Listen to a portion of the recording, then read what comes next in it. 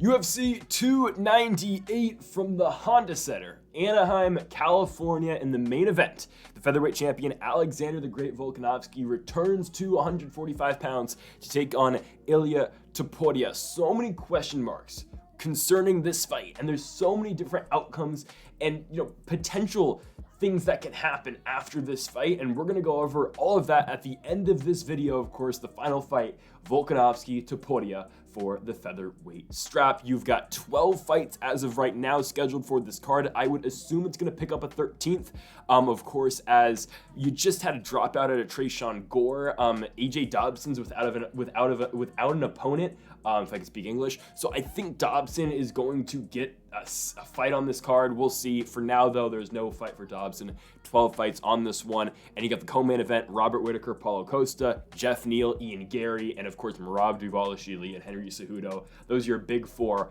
on this card from Anaheim, California. And folks, if you haven't yet, though, make sure to hit that subscribe button down below for some more UFC here on the channel. Make sure to hit that like button down below, too, if you do enjoy the video. And again, if you want to skip to any fight on this card, go to the timestamps down below in the description. You can jump to any single fight out of these 12. We will start this card off, though, in the women's flyweight division. You've got Andrea Lee taking on Miranda Maverick in our opener.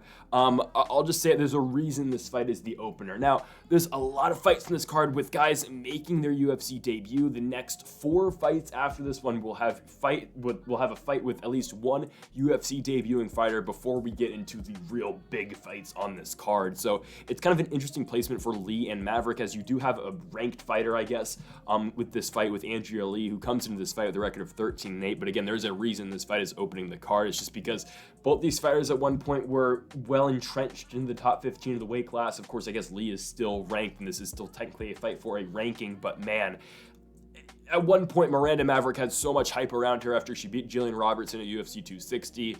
She gets a fight with Macy Barber. A lot of people thought she won the Macy Barber fight. I think that's, well warranted, but then she loses to Erin Blanchfield, beats Sabina Mazo, beats Shanna Young, loses to Jasmine Jasvidius, and then is coming off a win over Priscilla Cachoeira, and she'll get Andrea Lee, KGB for Lee.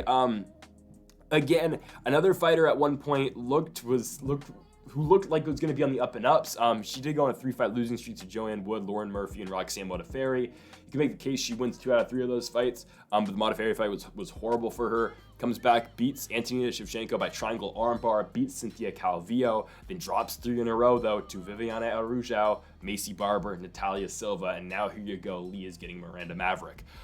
For Maverick, again, you kind of get the same fight style out of her almost every time she's out there. She dominates on the ground if she's the better wrestler. If not, she has to go back to the striking game, which has lost her fights in the past. Now, again, coming off that win against Cachoeira, 3 takedowns in that fight, outstruck Cachoeira 36-11, and then again, it got the submission in the 3rd round.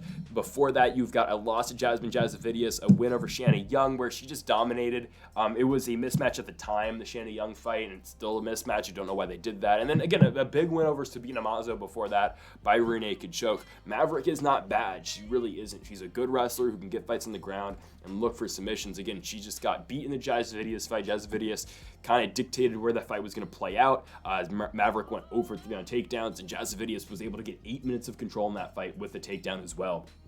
You look at Maverick's opponent here in Andrea Lee. Lee is definitely going to look to keep this fight standing, I think, because we have seen Lee, yeah, she has gone to her ground game at times, but I don't know, again, she was the one pushing the action in terms of wrestling in the Macy Barber fight, in her fight against Antonina Shevchenko, where she did get the submission, but normally you do think of Andrea Lee as a stand-up fighter. That's how she has won most of her fights in the UFC. You look at the really good performance she does have against Cynthia Calvillo, that's probably her best performance, but that is her last win all the way back in November of 2021. I think Maverick's going to win the fight. Yeah, I think Miranda Maverick is going to get it here. I think her grappling is going to be too much for Andrea Lee in this one. I think the wrestling heavy approach is going to be something that is, going to be tough for Lee to deal with as a whole. And I think Miranda Maverick will pick up the victory. And for Andrea Lee, that might call it for her right now in the promotion. I think on a 4-fight losing streak, they might give her another shot. I wouldn't be surprised at all. But yeah, Miranda Maverick at -205 should definitely win the fight. We went 7-6 on the last card. Could have been better. Again, Joe Pyfer losing, I don't think a lot of people saw that coming. I think, again, I don't believe we've had, every card we've had has been a positive card in terms of picks. can just be a little bit better. Hopefully we can keep building towards that. But for now, give me Miranda Maverick to beat Andrew Lee by unanimous decision. All right, let's go to our next one here.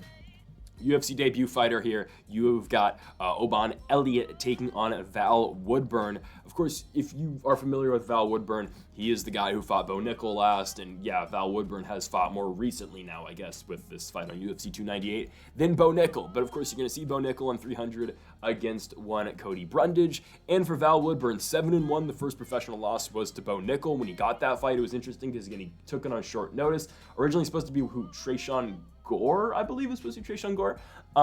And for Woodburn, again, he was 7-0 at the time going into the Nickel fight, but really had not fought anyone all that great.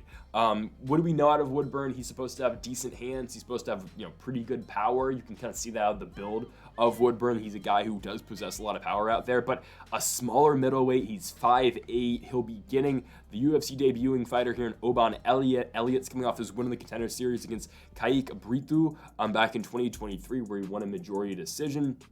For Eliott, you'll see him mix it up on both the ground and on the feet as well. This is a guy who does have 2 wins by knockout and 3 by submission. He has been finished twice though on the feet, but when you look at his fight on the Contender Series, it was a mixed bag. It was a mixture of striking and grappling. He was able to secure a takedown in the first 2 rounds, and he was able to see a lot of success on the ground in terms of control time in the third as well. So that's where Eliott is really going to look to, that's usually the bread and butter of his game. For Woodburn, you're probably going to see him chase the head a little bit here and look for the knockout. But all around, I do think the better fighter is Oban Eliott. Elliott's only 26 years old. He's from Wales.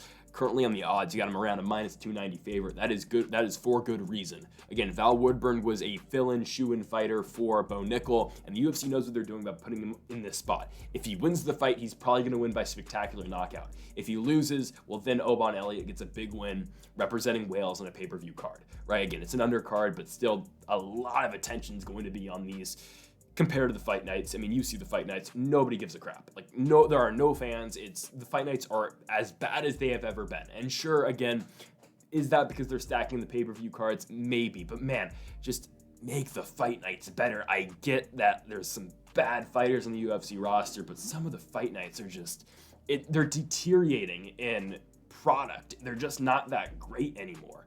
I mean, sure, I'm not going to complain about fights. But still, they could make these fight cards better. 2018 and 2019, the UFC would do weekly cards, and they go from city to city, country to country. Now they're getting lazy, they're getting complacent, and they're staying in the UFC Apex.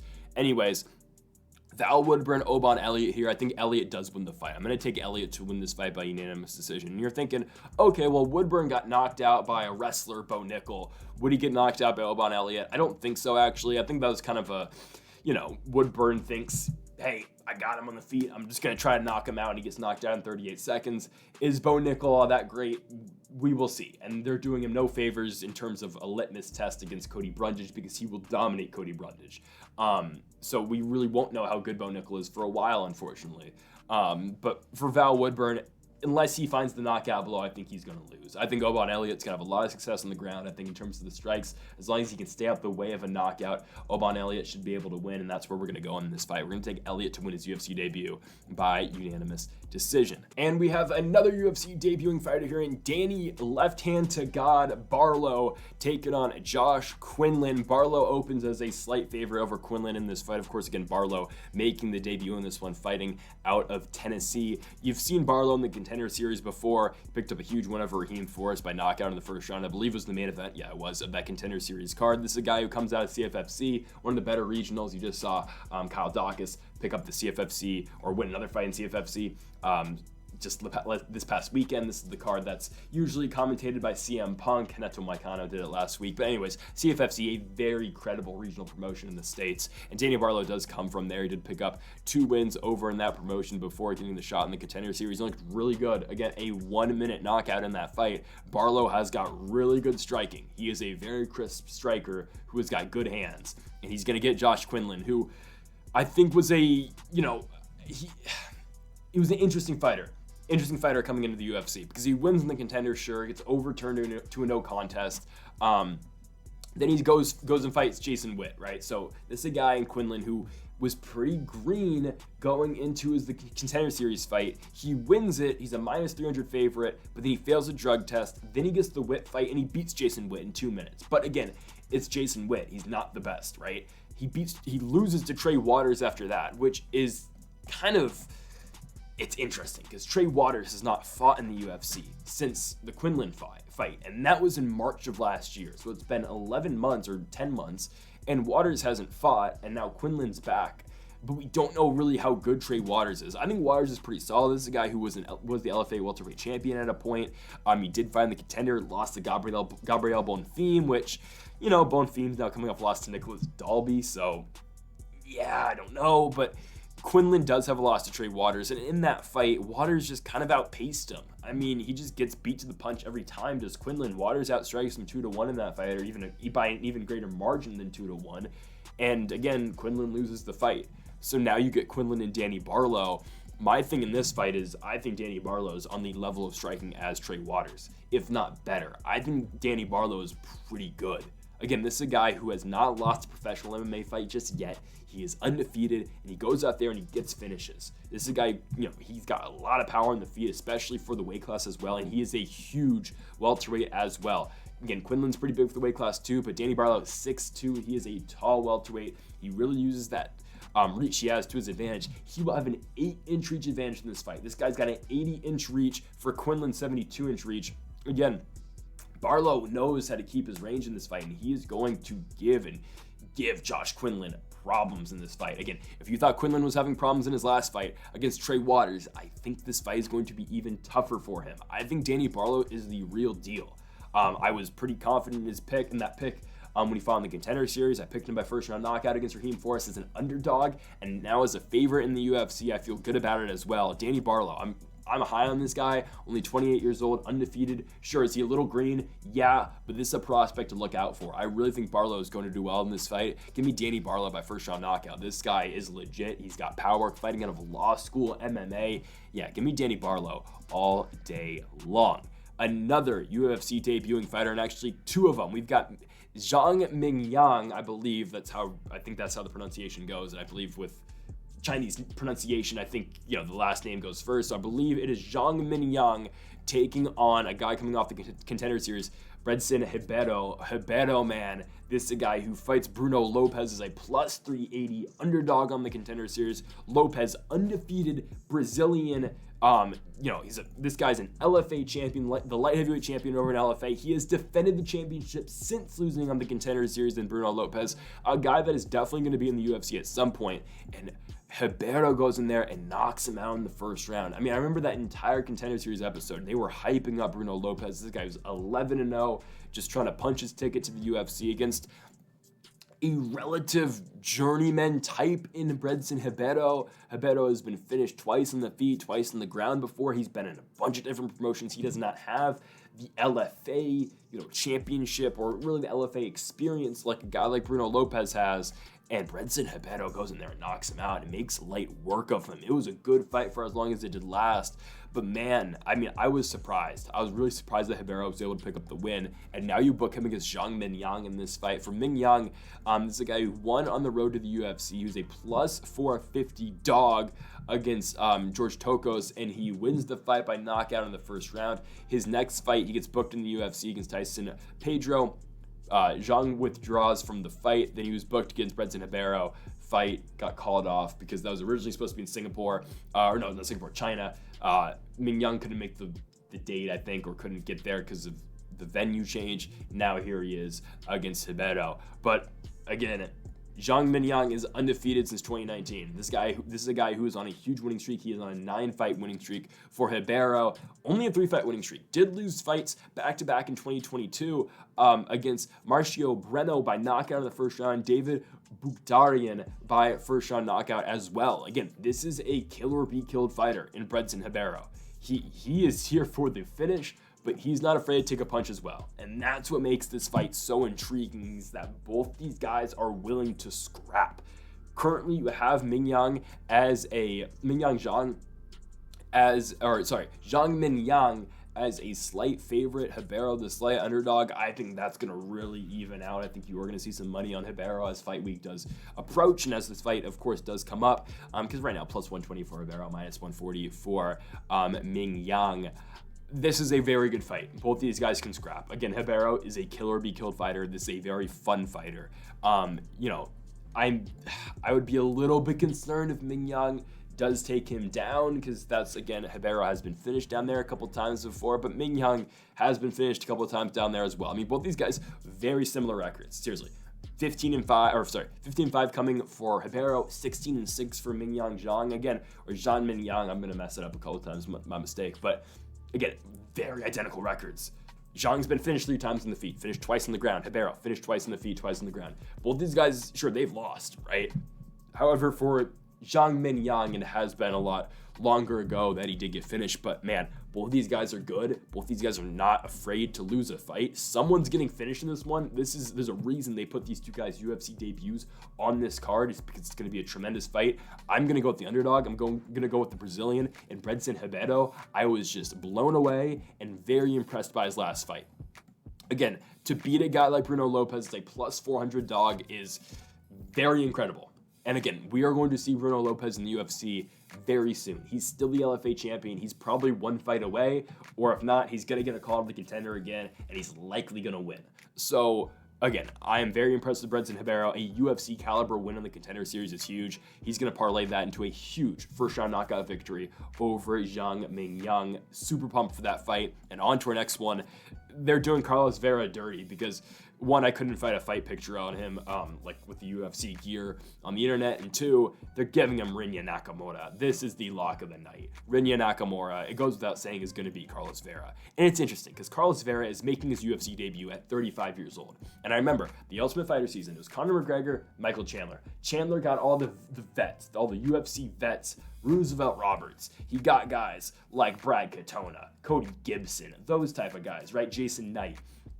And they gave Conor all the prospects. Well, one of Conor's prospects from Texas, Carlos Vera, originally from Ecuador, I believe he trains, okay, maybe he fights out of Virginia. I believe, they mentioned something about him in Texas on the Ultimate Fighter. Oh, because he fights in Fury. Duh. Anyways, Vera's one of the prospects. He's 35 years old and he's a prospect. He fought Brad Katona in his first fight. Well, Brad Katona's younger than the prospect in Carlos Vera, and Brad Katona beat Carlos Vera. And I know, again, Katona ended up winning the Ultimate Fighter. He beats Cody Gibson, but then he just lost to Garrett Armfield. So, what are we doing? What are we doing? Carlos Vera, though, going into the Ultimate Fighter, was picking up wins in Fury FC. He was on a 4-fight winning streak over there. At one point, he was booked against Teruto Ishihara. Fight never happened because Ishihara withdrew. But Carlos Vera was on a 4-fight winning streak. And Vera is good on the ground. That's likely where he's going to want to take all fights. However, Rinya Nakamura is good everywhere. This is a very high-level wrestler. This is a guy who is, again, an elite wrestler who's got power on the feet, who can just dominate. You look at his road to the UFC, second road to the UFC fight, and his first fight in the UFC. The road to the UFC finale, he gets 2 knockdowns. He finishes the fight in 2 minutes and 20 seconds, and he parlays that into his first fight in the UFC, which actually, that's the finale to the road to the UFC. And he wins by knockout in 33 seconds. He gets 2 knockdowns in 33 seconds. And then just puts the beat down on Fernie Garcia in his next fight by unanimous decision. Took down Garcia 4 times, just dominated the fight. Was going from submission to submission, couldn't get it, but again, won the fight by decision. Don't get me wrong, Nakamura is still a very young guy who is going to need time. That's all he needs. He's only 8-0. Carlos Vera is the more experienced fighter. He's 36 years old. He's way more experienced, and he will give Nakamura, I think, a little bit of trouble on the ground. But Vera did just lose to Brad Katona, and he's been submitted twice before in the past. The last time he got submitted, you look at January of 2020 on Atlas Fights 51 over in Marksville, Louisiana, against Levi Miles. Miles is a guy who's 16-4, who actually still fights in Fury FC, who actually is on a pretty big winning streak right now. He's got a win over Teruto Ishihara as well in Fury FC, so not a bad loss, but still. Levi Miles is not on the level of Rinya Nakamura. Nakamura is a very strong guy. He's a strong guy who possesses a lot of skills on the ground, and he will give you trouble on the feet as well with his power. That's something as well. Nakamura could just keep this fight on the feet and beat Carlos Vera up there as well. I think this is a one-sided beatdown. You look at the odds. Nakamura, I guess maybe since my graphic making has gone down to minus 850, that doesn't really mean anything. You look at the Tapology picks, 95% going with Rinya Nakamura, 5% going with Carlos Vera. Again, that kind of spells it all out for you. Nakamura is going to win the fight, and honestly, yeah, I don't think this one hits the mat. I think that's the one place where Rinya Nakamura could give Carlos Vera a chance is on the ground, but on the feet, this is one-sided. As long as Nakamura dictates where this fight does go, he is still very green on the feet. Don't get me wrong. He is inexperienced on the feet, and, you know, he's inexperienced everywhere. He just needs more time.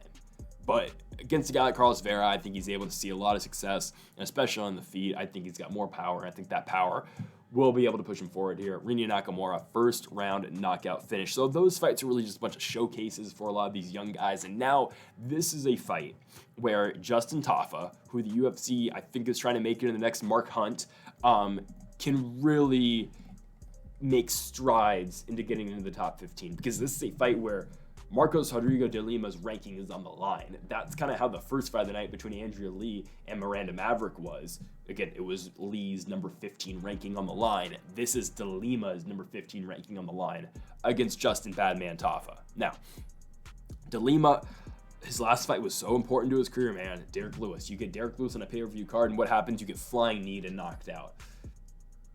Yeah, not entirely the way you want that to go. It was on the Justin Gaethje, Dustin Poirier fight card, UFC 291. I happen to have Dustin Poirier hot sauce right here next to me. There's something. But anyways, de Lima loses to Derek Lewis. That's not ideal. Before that, he beat Waldo Cortez Costa, beats Andrei Arlovski, lost to Blagoy Ivanov before that. That's why I kind of thought de Lima was a little bit overrated, I'm not going to lie. Like, you beat an old Andrei Arlovski and you beat Waldo, who's very inexperienced, and, you know, you just lost to Blagoy. Blagoy did lose 2 fights in 2023 against Tybura and Romanov, but I don't know. And the thing is, Blagoy's 37. He's way past his prime. He's not the guy who was present in World Series of Fighting. But de Lima gets Justin Tafa. And now, I can get all analytical and break down fights with you about Justin Tafa, but, like, let's just be honest. Justin Tafa, what he does, he swings big and tries to put you out. There's not much technical prowess in his fighting. It's just trying to hit you with a big overhand and put you out. That's kind of what it is. He'll try to catch you. And he's able to do that against a lot of these lower level heavyweight guys. Juan Adams, Harry Hunsucker, Parker Porter, Austin Lane. Those are lower level heavyweight guys, right? His losses, though, Jared Vanderaa in 2021, Carlos Felipe in 2021, a very good fight that I thought Tafa won, but that was a very good fight. And then a Yorgan De Castro loss in 2019. I can get rid of the De Castro fight in 2019 because that was so long ago. Sure, UFC debut, you're anxious to get out there, you're on a pay-per-view main card featuring Israel Adesanya and Robert Whittaker. That's fine. Okay. The loss, though, to I'm not even going to count the Felipe fight. It's the Jared Vanderaa loss that's concerning. That's the concerning one. 2021, May of 2021, main event, Rob Font, Cody Garbrandt. He loses to Jared Vanderaa. Vanderaa is now 12-11 professionally after he just lost to Chuck Campbell in his last fight. I think I heard about that, but I kind of forgot about it. He loses the fight. It's a really good fight. Wins fight of the night. Dana White made a whole separate video about it, about how much he loved the fight, because it was a good fight. And that's a fight that kind of bought Jared Vanderaa an extra 2 fights in the UFC. And Vanderaa wins. He wins every single round. Now, again, that's not the style of fight Tafa wants to fight, though. The style of fight Tafa wants to fight is the fight like Hunsucker, where he knocked him out in the first round, Porter, where he knocks him out in the first round, and Austin Lane, where he knocks him out in the first round as well. Can he knock out de Lima in the first round? This is how I'm going to break this fight down. If Tafa can knock him out in the first, obviously he wins. But if he can't get him out of there in the first round, then de Lima's going to win the fight. I think Justin Tafa, is he the most skilled fighter? No, he's not. He's not that at all. But if he can at least build off of what Derek Lewis did to de Lima and just blitz him early and sit him down, I can't believe this, but I think he's going to win. I'm actually taking Justin Tafa to beat a ranked fighter and enter the rankings. I never thought that was going to happen. Tafa is an underdog in this fight. We're going to take the underdog because, yeah, I think that's the pick. Now, do I think Tafa beats anyone in the top 15? Actually, yeah, I think he does, because the heavyweight top 15, like, he could get lucky and knock out Nascimento.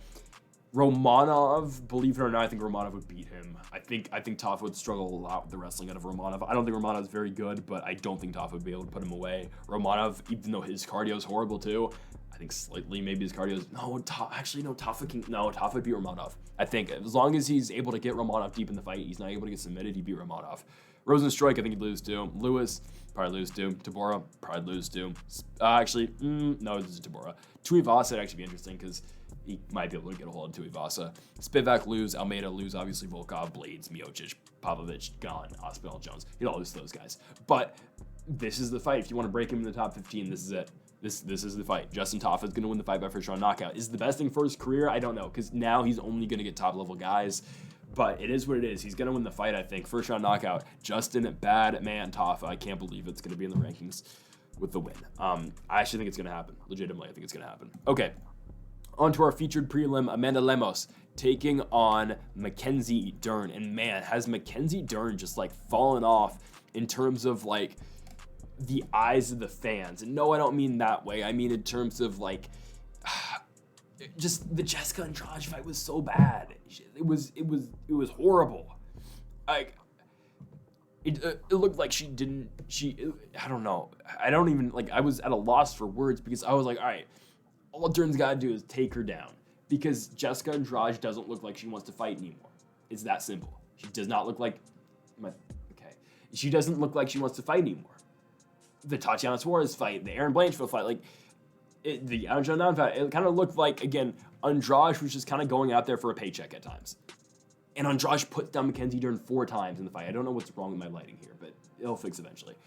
It was bad. It was really bad. It looks like I'm in like one of those scenes on Breaking Bad when they show the cartel and stuff. This is or Better Call Saul. But anyways, I don't know why my room's not that yellow. But anyways, Andrade, man, I didn't think Dern was gonna lose. And then before that, Dern beats Angela Hill, whatever. She loses to Angela Down. That's gonna happen to you. Now you get Amanda Lemos. And now Lemos did not look good in her last fight either. She got dominated by Zhang Weili. Zhang Weili, 163-24. It was the significant strike count. It was one of the biggest blowouts in UFC championship history.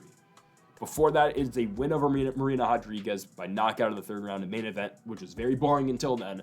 A win over Michelle Waterson-Gomez in their, that was not the rematch. Waterson fought Rodriguez twice. But then a loss to Andrade before that, where Andrade gets her in the arm triangle and submits her in the 1st round.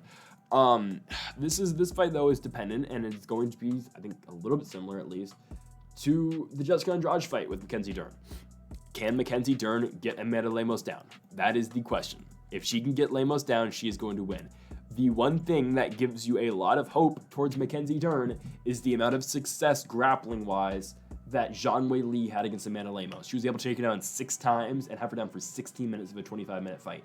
That was big, and that will be big for Mackenzie Dern if she's able to get Lemos down. The problem is, Mackenzie, I've said this time and time again, if Mackenzie Dern knew how to wrestle, she'd be the world champion by now. Because she'd beat Tatiana Suarez, but just with better jiu-jitsu, and the best jiu-jitsu in the UFC if she was able to really wrestle that effectively. And that's, again, we've talked about this time and time, that's why Aljamain Sterling is so successful, is because he's what Mackenzie Dern, I know, Aljamain Sterling's a man, Mackenzie Dern's a woman, and that's not like, just hear me out.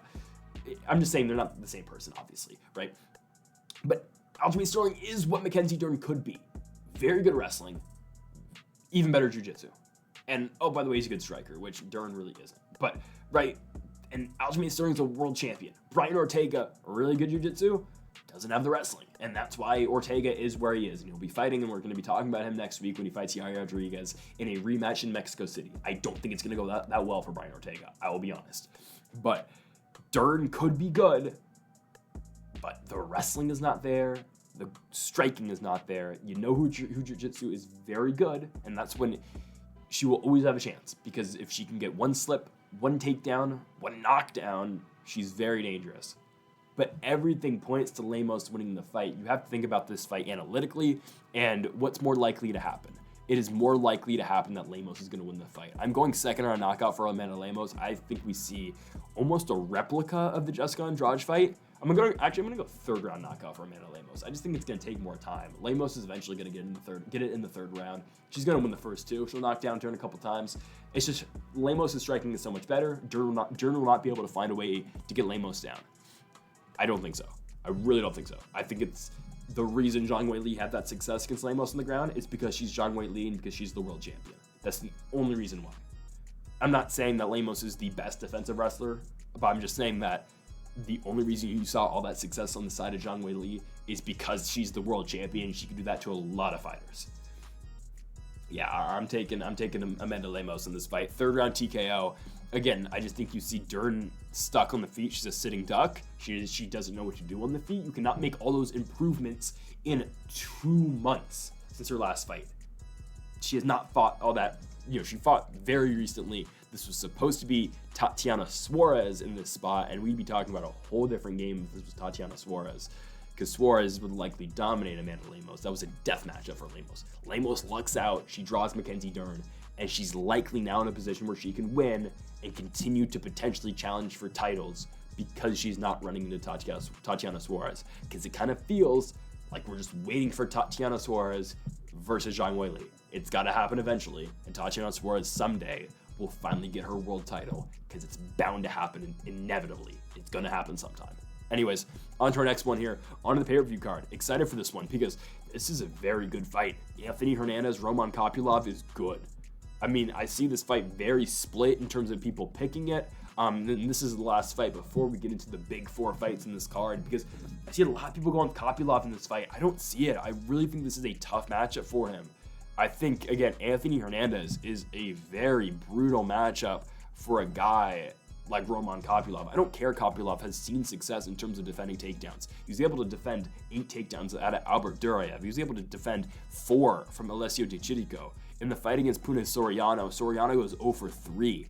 I mean, Claudio Ribeiro tried 1, didn't get it. Josh Fremd went 0 for 5. I know Roman Kopylov is a 92% takedown defense rate in the UFC. You can have that.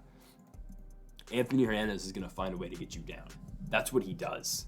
That is the game out of Fluffy Hernandez. Again, you saw what Rodolfo Vieira just did in his last fight to Arman Petrosyan. Took him down at will, got the arm triangle choke, and won the fight. Well, who beat the black belt hunter? Anthony Hernandez did.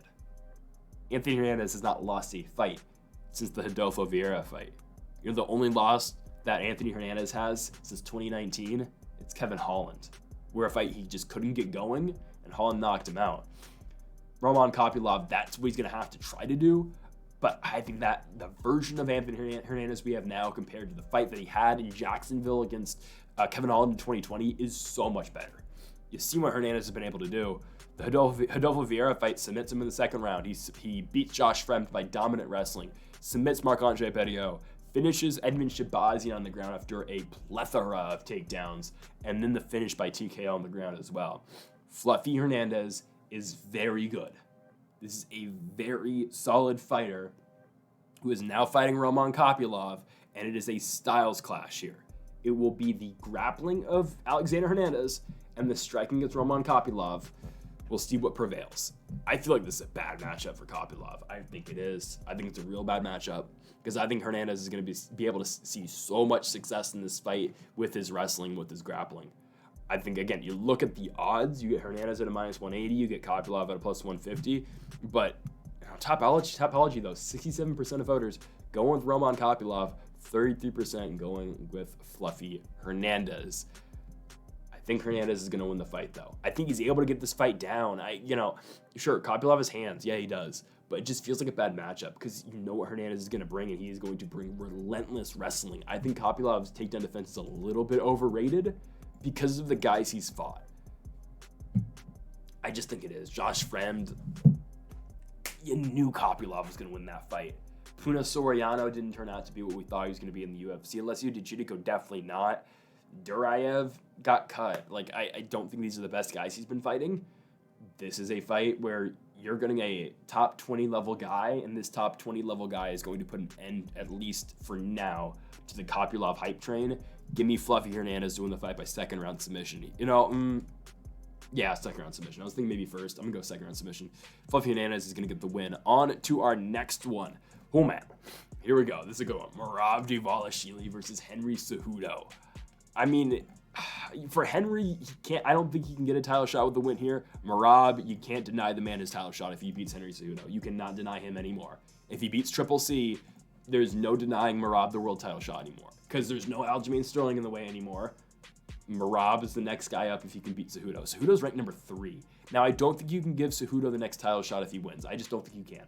Because as much as Corey Sandhagen has been booked against Umar Nurmagomedov in the past, you can't, I think you have to let Sandhagen jump Cejudo because of his wins. He's beat Vera before, Rob Font, like, he's got solid wins. I think you have to put Sandhagen in that next title spot after the winner of Sean O'Malley and Marlon Chito Vera. And it's weird. Marlon Vera's getting the title shot and he's ranked number 6.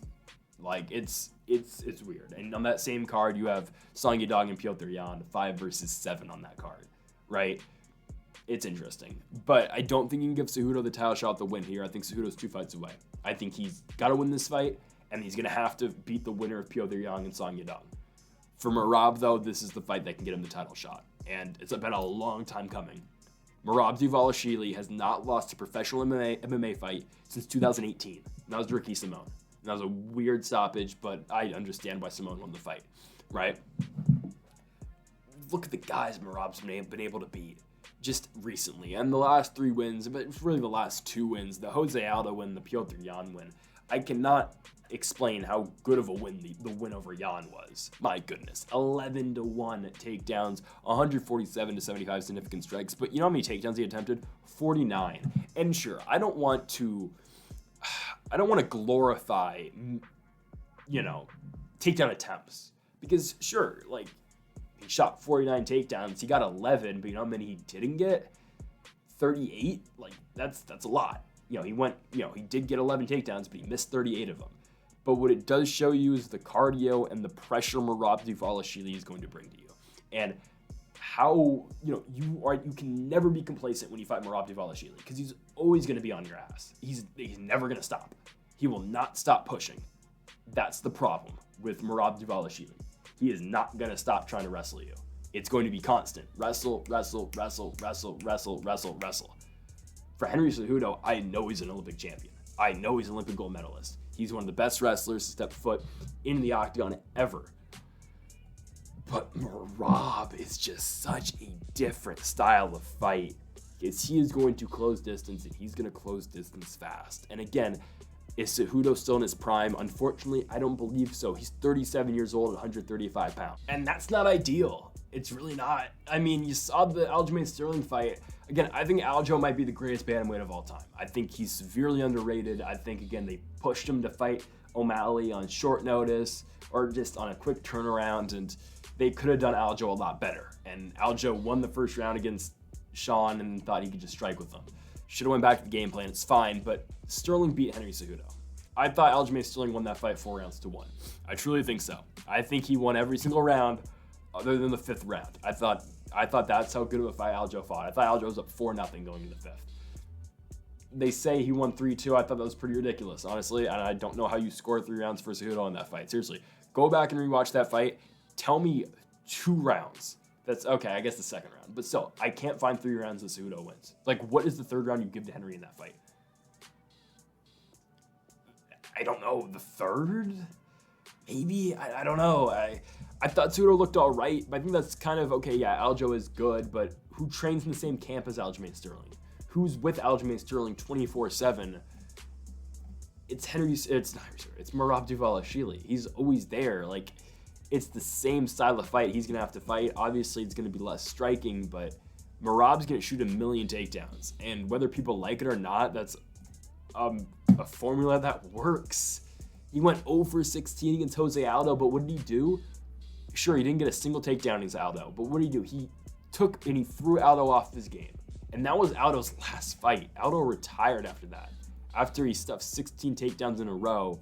I know he's still doing like boxing and stuff, but as a mixed martial artist, Aldo's done. And Merab just threw Aldo off his game and won the fight.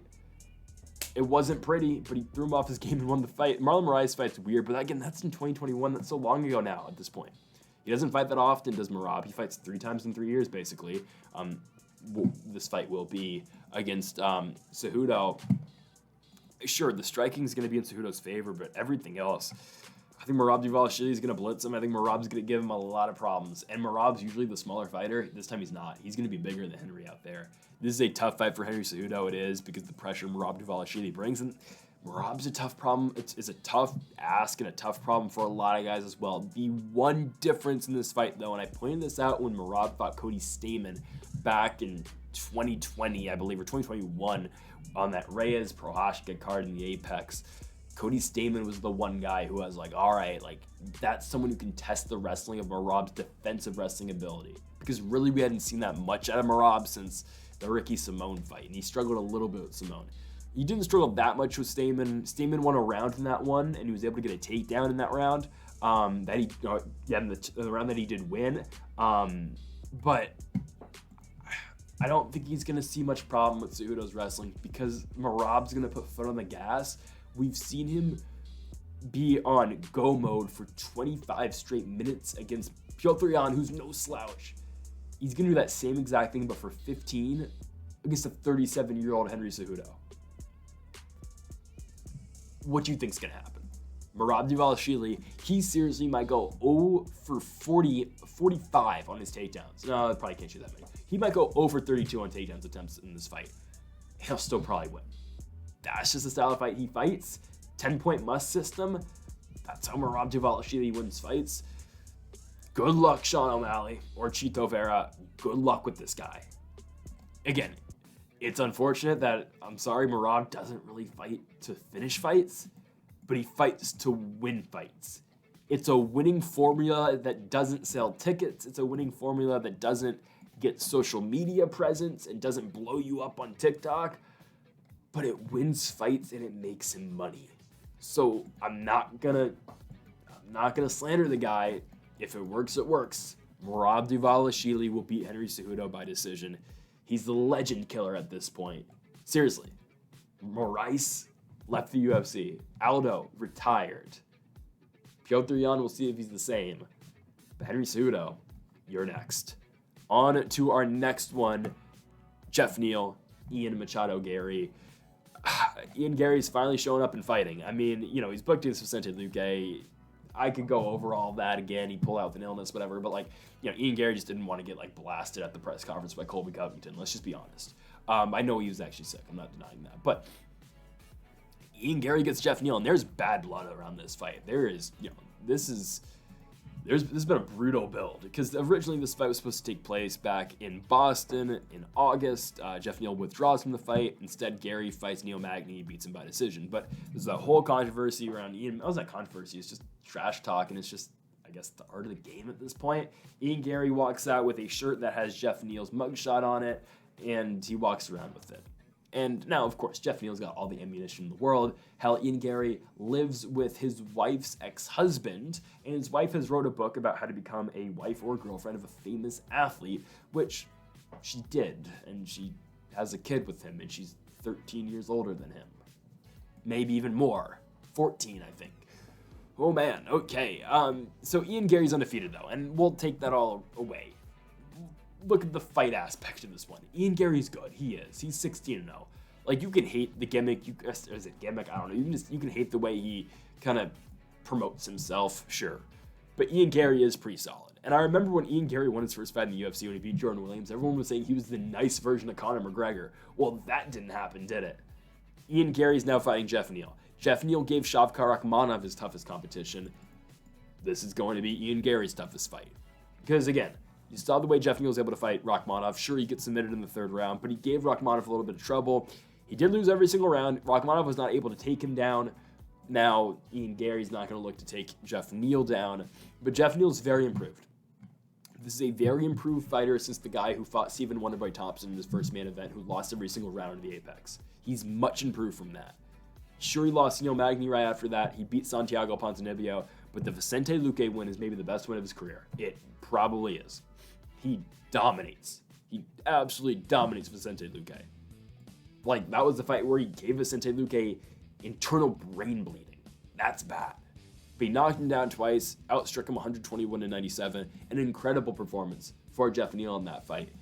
But now he steps into this Ian Garry problem, and I don't know. Ian Garry's young. He's 26 years old. This is a tough fight for Geoff Neal because Ian Garry does set a lot of traps. Again, I think a lot of people dismiss how good of a fighter Garry is because of the trash talk that he does, talk. Because of his whole persona. Like, personally, what do I want? I want to see Geoff Neal knock his head off. I don't like Ian Garry. I want Geoff Neal to win by knockout. But when you think about it and what will actually happen, I think Ian Garry's going to win the fight by decision. I think he is. Or Ian Machado Garry, or whatever the hell his name is. I think likely he will win the fight by unanimous decision. He's going to do the right things. Ian Garry's a tough guy to hit. Sometimes. He did get dropped by Song Kenan. But the Neal Magny fight, when you look at that fight, people want to hate on Garry because he got dropped by Song Kenan. You watch the Magny fight, he fights a way smarter fight. He doesn't get hit as much. He uses a lot more head movement. He gets out the way of a lot of stuff. Sure, again, is Magny the best striker at this point of his career? I don't know. He did just come off one over Mike Malott, but Garry doesn't get hit all that much in that fight. I know Magny's striking isn't the best, but you look at his defensive ability, he's a lot more improved since that fight he had against Song Kenan. He's way more improved. Even the fight against Gabe Green that he had back at International Fight Week in 2022, where he gets hit 90 times in that fight, he's a much improved version of the guy who's first stepped into the octagon, because his last two fights have been so much better. Again, talk all the crap you want about the guy. I understand it. But he's a much improved fighter, and he's a way better guy that came into the UFC originally. That's just the truth. Sure, is Geoff Neal a much improved fighter than the Geoff Neal who first saw his UFC main event? Definitely. But I think Ian Garry, unfortunately, is the better fighter at this point in both of these guys' career. I think Ian Garry's better. I'm taking Ian Garry by decision. I hate to say it. I will hate it, because Ian Garry's going to get on the mic, he's going to talk a bunch of nonsense, and it's going to be horrible. They just beat Geoff Neal. It will end eventually. If you're looking for a guy to beat Ian Garry, Wonder Boy. There. At 41 years old, at 42 years old, I think Wonder Boy can actually still outstrike Ian Garry. I'll be honest. If not, I think Colby can do it. I think Colby can beat him. Even though I honestly think Colby's going to get Shavkat next, so I think that's kind of out the window. I think likely it's Stephen Thompson or give him Sean Brady. That's an interesting stylistic matchup that I think Garry would be favored in, but it's a different matchup. It's a matchup that he'd have to fight off takedowns the entire time. And isn't Sean Brady looking for an opponent still for Atlantic City? It's a fight night card with a crowd. Do we really want to see Blanchfield and Feudo main event that card? No. Get Sean Brady on that card, keep him on the card because Luque's out, and give us the fight with Sean Brady and Ian Garry. Put Ian Garry in a main event spot on ESPN and see if he rises to the occasion. If he can win, then you're looking at either Wonder Boy, Gilbert Burns, Jack Della after that. Give him a big fight after that, but give Ian Garry Sean Brady next and see what happens in a UFC main event. I want to see Garry in a 5-round environment. We'll see if we get it. Again, the fight night main event is becoming a lower level type of fight, but with a fight night with the crowd, I think the UFC still kind of values it like they're doing with the Moreno Royval card, even with Brian Ortega and Yair Rodriguez in the co-main event. You can put Ian Garry in a main event spot against Sean Brady on a fight night in Atlantic City, New Jersey. Do that next and see what happens in a main event spot. But for now, I'm going to take Ian Garry. I hate to say it. I'm going to take that cuck by unanimous decision. Okay, on to our next fight here. Co-main event spot, Robert Whittaker taking on Paulo Costa, Bohachinia. The loser of this fight is never going to challenge for the world championship ever again. Now, maybe has that ship sailed already for Paulo Costa. I don't know. He's 32 years old. He still can be around for a very long time. Robert Whittaker is only a year older, but Whittaker is already talking about retirement. So you can see the light at the end of the tunnel for Whittaker already, at least. Because if you ever say the R word, you're thinking about it, right? But for Whittaker, the plan is simple. Beat Paulo Costa, win a fight after that, and get your rematch against Dricus du Plessis for the world championship if he's still the world champion. I will talk about who should the winner of this fight next. But again, the loser likely never sees a world championship shot ever again, right? Look at the rankings. Whittaker is still 3. Costa's at 6. This is a big matchup for the weight class. It is a huge matchup for the weight class. We have not seen Costa since his fight up in Salt Lake City in August of 2022, where he beat Luke Rockhold. What has Luke Rockhold done since that fight? Well, he came out of retirement and fought Mike Perry in Bare Knuckle FC and lost, because Mike Perry is the Bare Knuckle GOAT at this point. But Costa beats Luke Rockhold, and sure, he wins, but it shouldn't have been that hard to beat Luke Rockhold. It should not have been that much of a challenge to beat an old Luke Rockhold with no chin. I thought that Paulo Costa was going to knock him out in the first round. It didn't happen. Now Costa takes over a year off. He's been booked several times because Ikram Alaskarov, Hamzat Shemaev, and now he's going to fight Robert Whittaker, a fight that was supposed to happen a long time ago. In April of 2021, the eventual card where Robert Whittaker went out and fought Kelvin Gastelum. Since then, Whittaker's fought for a world championship. He lost to Israel Adesanya. He beat Marvin Vettori, and then he lost to the now champion Indrikas Duplessis. Both these guys are chasing DDP now. Whittaker, again, he says, win this fight, win another fight, get the rematch with Duplessis, become the world champion, and then retire. What Whittaker are we going to see responding and coming off a loss to Duplessis where it was so one-sided? It was very one-sided. The first round was close, but I thought Duplessis took it. The second round, a beatdown. Duplessis fought that fight incredibly well. I mean, again, Whittaker couldn't stop the pressure and what Duplessis brings. I think a lot of people were underestimating Duplessis. Whittaker at the time, that fight week, said he wasn't underestimating Duplessis, and then since then, in the media, he has said, well, I wasn't really taking him seriously. I like Rob, but that's a bad look. I'm sure he doesn't really mean much behind it, but I'm just saying, like, he says, I really wasn't taking him as serious as I should have. Okay, man. I don't know. What is it then, right? Robert Whittaker should still be able to beat Paulo Costa, though. He should. Unless Costa tags him, which, guys, the last time Costa has won a fight by knockout was 2018. It was when he beat Uriah Hall. That's the last time he won a fight by knockout. If he couldn't knock out Luke Rockhold, I don't think he's going to be able to knock out Robert Whittaker. I think this is going to be a dominant Robert Whittaker victory. I think it is. I think it's going to be very similar to the Marvin Vettori win. Whittaker in a three-round environment, co-main event, he's going to do just enough. I don't think it's going to be the most entertaining fight, I'll be honest. I think Whittaker is going to stay on the outside. He's going to really work his combos well because Whittaker throws that beautiful left-right kick up over the top combo. I know that was a little interesting what I just did, but I mean, he throws that question mark kick right over the top. Sometimes a question mark kick, sometimes a straight kick. But Whittaker throws that very well, and he's going to find a lot of success in this fight. I don't think Whittaker's going to get hit all that much. Costa's a very slow starter. It takes Costa a while to get going, especially a guy who's not been in the octagon in 2 years at this point. This is a fight Robert Whittaker can win. If he needs to go to the ground, he can take it there too. I really think this is going to be all Robert Whittaker in this fight. I don't care he just lost to Dricus Duplessis. I think at the time people thought maybe Whittaker's washed up, but then I think since then, obviously, Robert Whittaker's the world champ, Dricus Duplessis is the world champion now. So I don't think you can underestimate how good DDP really is. So with that being said, I still think Whittaker's decent. He just ran into the wrong guy who's now the champ. I think Whittaker is going to win. His only losses in the middleweight division are Israel Adesanya and Dricus Duplessis. He still owns a win over Cannonier, who's at the top of the weight class. If Whittaker wins, he's probably going to fight Sean Strickland next. That's the fight. The winner gets the next championship shot. Because you can't give Sean an immediate rematch, it seems, even though you can give Izzy an immediate rematch. But I understand now with Duplessis, and likely, I think, we don't have a UFC 300 main event yet. I think that's what it is going to be. Even though Dana White's saying he's going to pull off something that's never been done before, the only other thing I can think of is Khabib Conor. I don't know what other crazy fight that no one's ever thought of doing could, what other fight could you have for UFC 300 where Dana's talking about, I always thought the main event was gonna be Izzy DDP, right? But now he's saying, said on the Nelk podcast that, I've got a fight that you're gonna say, how the hell did he pull that one off after you see that it's made? We know John Jones was contacted to fight UFC 300. He can't fight that, can't make the date. Now he's saying he might fight Aspinall eventually after the Miocic fight. That's good. But what fight could it be? It's no way that the Pereira and Aspinall fight is what Dan's talking about. He's got to be talking about some guy coming back. The only fight that I would really be no way he pulled that off would be Khabib Nurmagomedov. This is the only fight that could actually be that. Michael Chandler, Conor McGregor, I wouldn't say, oh my God, how'd he pull that off? Really. Even if he brought Brock Lesnar back and had him fight Fedor Emelianenko, I wouldn't say, oh my goodness, how'd he pull that one off? It makes sense. Brock's not coming back to the WWE. Fedor's done in Bellator. He's in the video game. He's in the UFC video game.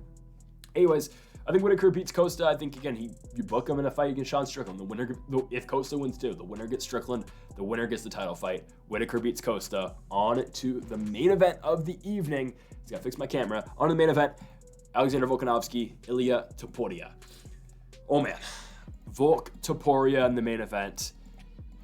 Can Ilia finally get the belt? And I'm not saying finally because he's gotten a million shots at it before. No, I'm just saying because Ilia Topuria has had in his Instagram bio for the last 5 to 8 months that he's the UFC world champion. And he's talking and he's acting like he's the world champion. Again, he's got all the confidence in the world. Ilia thinks truly in his heart of hearts that he's going to get the win. Ilia thinks he's the successor to, no pun intended, the great Alexander Volkanovski. Ilia thinks he's next up. Can he actually come through and win the fight? I don't know. I think this is a very close fight. And if Volk didn't get knocked out by Islam Makhachev, I think a lot of people would be approaching this fight differently. And it would be okay. This is just another Volk defense, and Volk's going to keep knocking guys down. He's going to keep winning in this weight class. And if Volk wins, we're going to have that same discussion again. It's going to be, okay, well, who's next? Because Volk, again, has cleared out the weight class. You look at the top of the weight class. Holloway's beat him. Rodriguez beat him. Ortega beat. All those top guys he's beat. Movsar Evloev, I don't think Evloev can get a title shot right away. I think the next guy in line, if Volk wins, is probably Aljamain Sterling if he's able to beat Calvin Kattar. If Calvin Kattar wins the fight, oh man, what do you do? Evloev likely will get the winner of Rodriguez Ortega, and that probably gives you your next number one contender because Max Holloway is out of the equation for now because he's fighting Justin Gaethje for the BMF championship or whatever.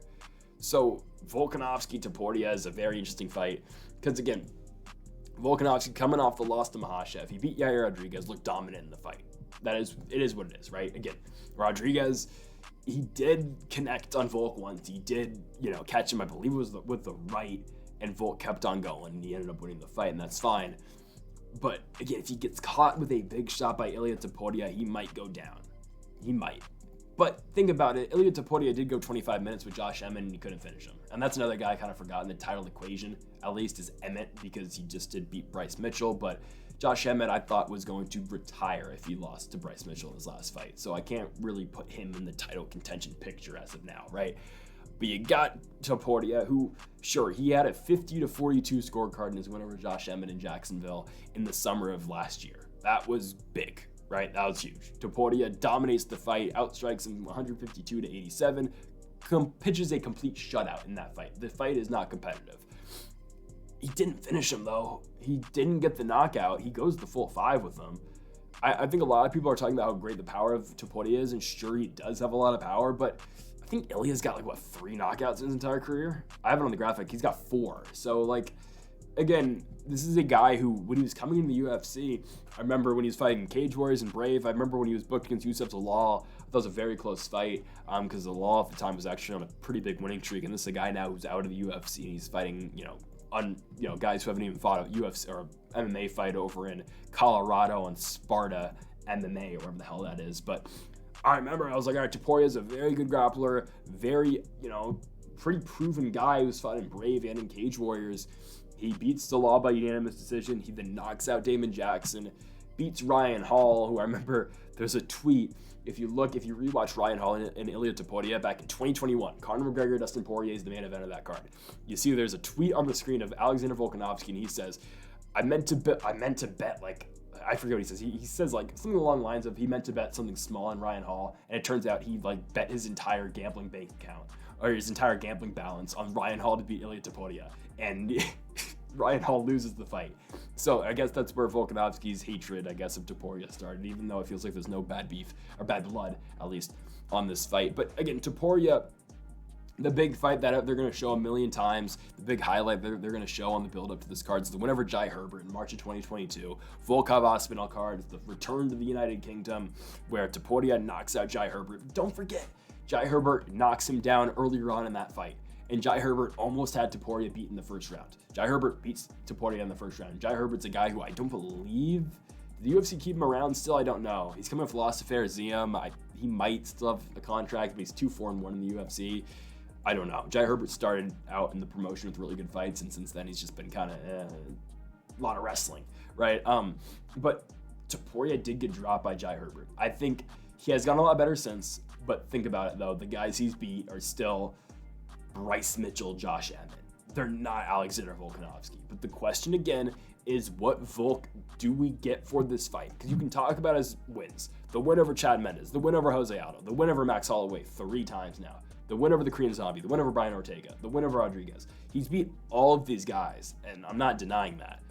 But it's just, what version of Volk do you get in this fight? Do you get the Alexander Volkanovski who, again, has run through the division without a problem? Or do you get the guy who just got knocked out by Makhachev? Because it felt, again, and since the fight against Makhachev, you've seen all those reports that, Volkanovski, he was an alcoholic going into that fight, and he's confirmed that he was in a bad mental place or whatever, which, again, not denying that. What Volk do you get in this fight? Do you get that Alexander Volkanovski who, wasn't really preparing for the fight, or do you get a motivated Volk who's out there to prove himself to be the greatest featherweight of all time? Because he's already that, but can he keep improving on the legacy? Because I don't feel like 155 pounds is ever in the cards for Volk anymore, even though he did take the fight against Makhachev on 1 week's notice. But still, it feels like he's, there's nothing wrong with defending your belt at 145 pounds over and over again, because it's what he's done. And can he, again, refuse to pass the torch to Topuria on Saturday night? I think he will. I think I think Volk's not. He's going to refuse to pass the torch. That's what I was going for. I think Volk wins the fight. I still think he does. I think Alexander Volkanovski is going to win the statement victory here. I think Topuria is going to be outmatched eventually. I think eventually Volk's going to pick up the win in the 4th round. I'm going 4th round TKO for Alexander Volkanovski. I simply think he's just going to outlast him here. I really don't think Topuria is ready for prime time. That's one way to put it, but still, I just don't think he's ready for this yet. He's still 14. He's 14-0, but you're coming off a win over Josh Emmett and then Bryce Mitchell before that. Those guys are good, but Volkanovski is, when he's on, Volkanovski is on another different level. I'm going Volkanovski to win. Again, I think the striking is going to be too much. I think that image of Jai Herbert cracking Topuria and almost basically flatlining him and almost knocking him out is big. I don't think Volk's going to have, Volk's never really had that one-punch knockout power. I think it's going to take some time. But I think everything that Volk can accumulate and everything Volk can put on Ilia Topuria is just going to be too much. He's going to overwhelm Ilia in this fight. Ilia is not going to know what hit him once Volkanovski starts putting it on him in this fight. Because at 145 pounds, I truly believe nobody can beat Alexander Volkanovski. And I know he's 35 years old. But again, if you get a motivated Volk, I don't think anybody can beat him. I think Volkanovski will put it on Topuria, and I think he's going to win the fight. So we're going to take Alexander Volkanovski by 4th round TKO, I think, and still, I think Volk holds on to the belt. I think you probably get him against, if Aljamain Sterling does beat if he beats Calvin Kattar at UFC 300, I think it is going to be Aljamain Sterling next for Volk. If not, then I think Volkanovski's going to have to wait for a while, because I think you're going to have to wait for the winner of Yair Rodriguez versus Brian Ortega to fight Movsar Evloev, or if they really just want to get it done, then you do the winner of Yair, and if Aljo loses, then you do the winner of Yair and Ortega versus Calvin Kattar, and then you just insert Evloev in the fight against Volkanovski. However, I don't think that's going to happen, because Dana White literally said that the Evloev-Arnold Allen fight was the worst fight he's ever watched, which it was bad, but it wasn't that bad. Because, do you remember Ngannou, Derek Lewis? I don't know. Or there's, literally almost, a 4th of the women's fights in the UFC are that, Raquel Pennington, Mauro Bueno Silva. Anyways, and I doubt Sean O'Malley goes up. I don't want to see that happening. So I think, again, it's Volk versus Aljo next. If not, then I don't know. It's going to be a big scramble. It will likely not be Evloev, so maybe they just give the winner of Rodriguez and Ortega straight that. You'll see. The division's going to work itself out eventually. It's really all dependent on Aljamain Sterling and Calvin Kattar coming up at UFC 300 in April. But for now, I think Volk does retain the belt. If he loses, you're probably there's no other option in the weight class. He probably gets the rematch. You kind of have to give it to him. Yes, he'd be coming off 2 straight losses, but you look at the guys in the weight class, there's no one else who can fight Topuria if Topuria wins. So it probably will be Volk regardless of what happens. I do think so, unless it's a quick first round knockout. But still, who else is there with Max Holloway going to fight Gaethje at 155 pounds? So give me Volkanovski, though. Regardless, I don't think Topuria wins. Alexander the Great Volkanovski holds on to the World Championship. So, folks, thank you all for watching. Make sure to hit that subscribe button down below for more. If you did enjoy the video, give me a thanks for watching. Mamba forever.